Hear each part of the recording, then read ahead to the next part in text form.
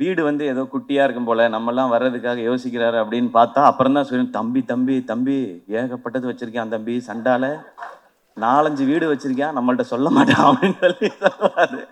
சூரிய அண்ணனுக்கு முதல்ல அவர கதையின் நாயகனா நீங்க நடிக்கலானேன்னு சொல்லி அவருக்கு ஃபர்ஸ்ட் கதை சொன்னது நான் தான். அவருக்கு ஞாபகம் இருக்கான்னு தெரியல. ஏன்னா இப்ப பெரிய பெரிய டைரக்டர்ஸோட ஒர்க் பண்றாரு. ஸோ அப்போ வந்து புதுசா கதை சொன்னவங்கள ஞாபகம் வச்சிருப்பாரான்னு தெரியல. டைமென்ஷனே மாத்திடுவார். தம்பி அவரு அந்த படம் பண்ணிருவேன் தம்பி. அதுக்கப்புறம் என்ன செய்யறது தம்பி? யாரும் கூப்பிடாம விட்டான். ஏன்னா நான் என்ன பண்றேன்? காமெடி பண்ற யாரையும் அண்டர் எஸ்டிமேட் பண்ணிடாதீங்க. அதுக்கு இன்னொரு எக்ஸாம்பிள் சூரிய அண்ணன்.